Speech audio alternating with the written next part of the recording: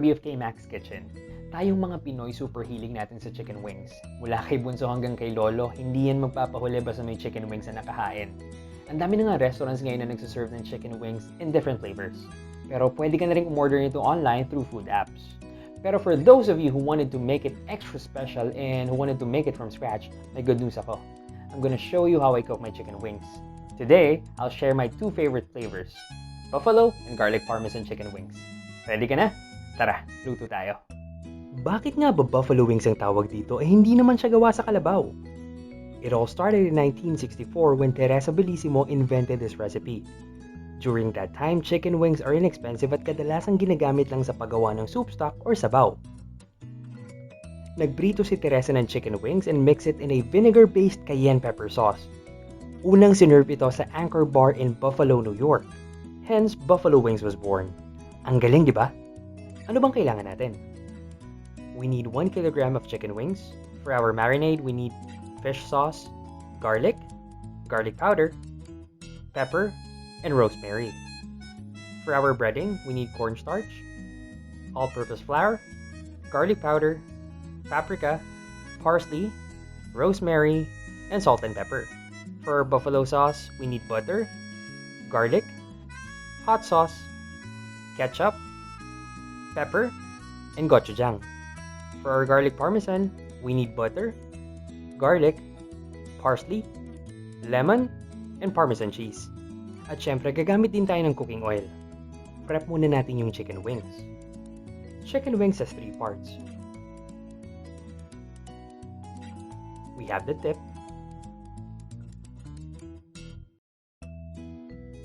the wing it, and the drum it.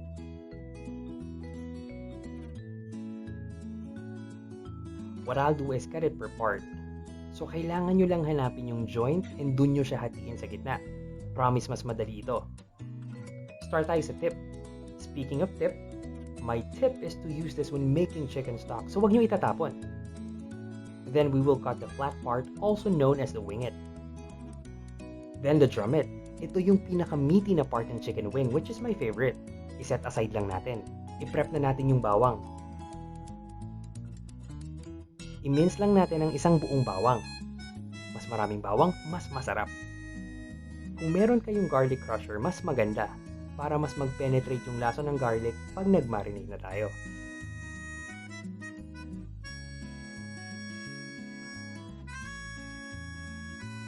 I-set aside lang natin.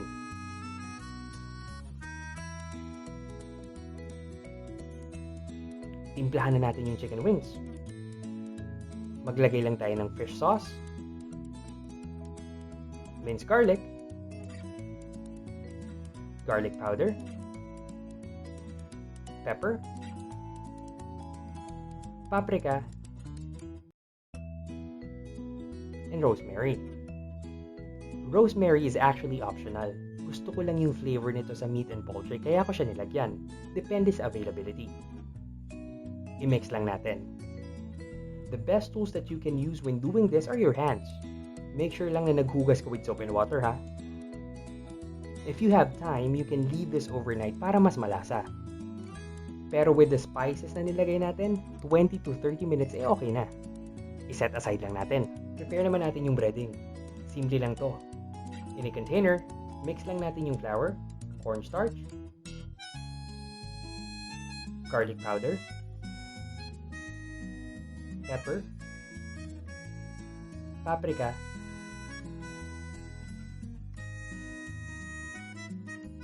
and salt. Tapos haluin lang natin hanggang well-mix na lahat ng spices.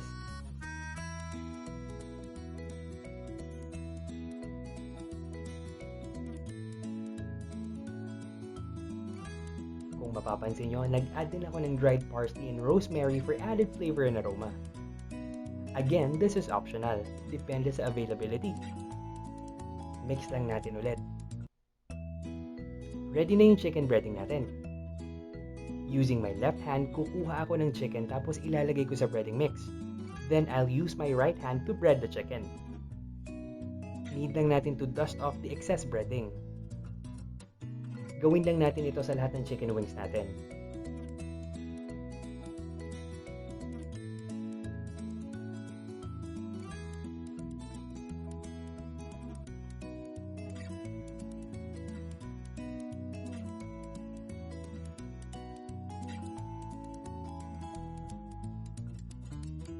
And we're ready to fry. Prep na natin yung mantika. In a wok, lagay lang tayo ng 500 ml ng cooking oil. If you have a deep fryer, much better. Our oil should be around 170 to 180 degrees Celsius. Kung wala ka namang thermometer kagaya ko, you can use a chopstick. Dip mo lang yung dulo. If it bubbles, perfect temperature na yun for frying. Make sure to put the chicken away from you para di ka matalsikan ng kumukulong mantika. My tip is to make sure to thaw the chicken 30 minutes before frying. Dapat halos room temperature na yung chicken. Do not fry the chicken straight from the fridge dahil ibababa nito ang oil temperature making the chicken soggy. Inuna kong iprito yung wingit dahil mas madali siyang maluto. We can also turn it sa kabilang side para di siya masunog. Once cooked, hanguin lang natin using our strainer.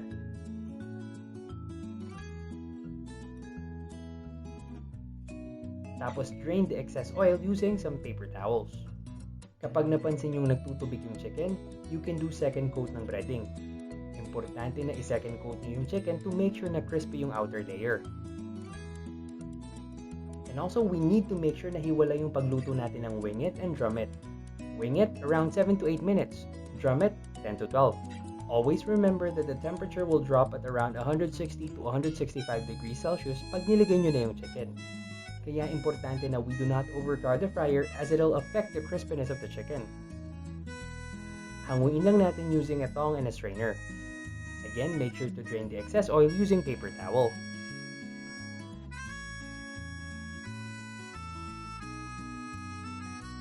Set aside lang natin. Let's make our buffalo sauce. In a pan, let's melt some butter. Lagay din tayo ng minced garlic. So, kailangan lang natin igisa ito.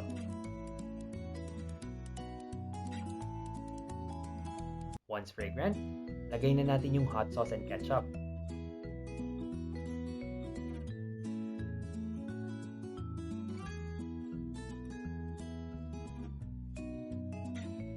For added kick, naglagay din ako ng gochujang. This is optional, but if you're looking for authentic gochujang, ililink ko yung K-Max Food Store FB page sa description box for our Korean products. Add din tayo ng sugar for a bit of sweetness.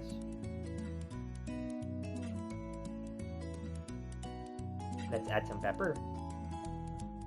You can also add sweet chili sauce para mas masarap.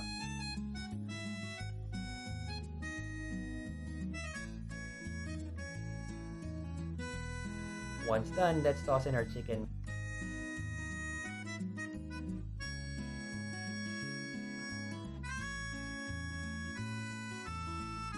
And making sure na well-coated ng sauce natin yung chicken.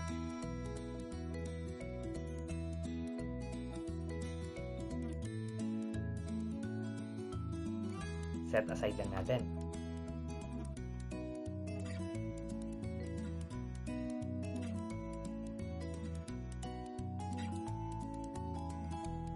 For our garlic parmesan, melt lang tayo ng butter sa pan.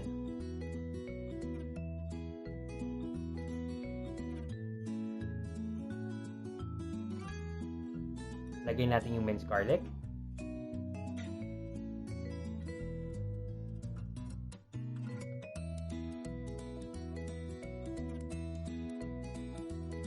Pag medyo toasted na, add lang tayo ng pepper and parsley.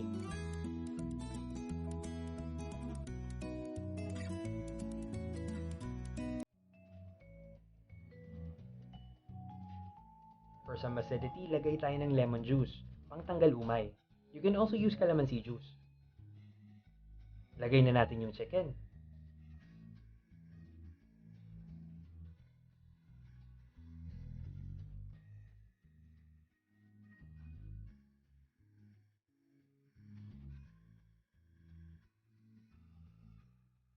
Sprinkle lang tayo ng grated Parmesan cheese and parsley.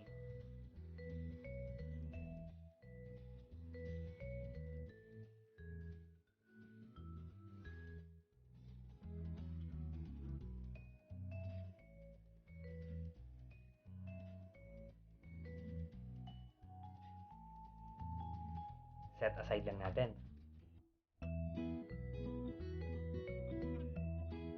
Let's do the plating.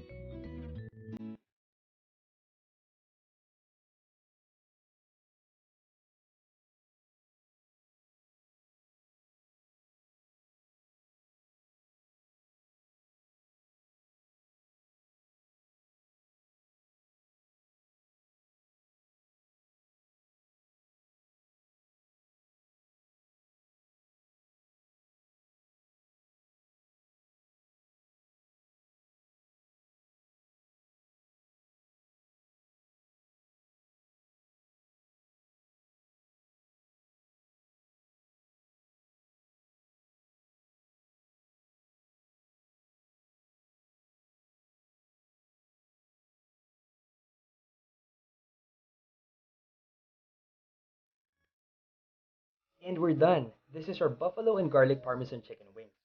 Ice cold beer na lang for your chicken and beer night. Please try and serve this to your loved ones at home. I hope may natutunan ka from today's episode. And if you like this video, please don't forget to give it a thumbs up. Kung hindi ka pa nagsasubscribe, please do hit the subscribe button and the notification bell para updated ka sa mga future recipes na share ko. Share mo na rin to sa mga friends and family members mong mahilig kumain at magluto. If you have any questions or any suggested dish na gusto nyo lutuin ko, please leave a comment down below. Malay nyo next episode natin, yun na yung lutuin ko. Again, this is Kirby of K-Max Kitchen.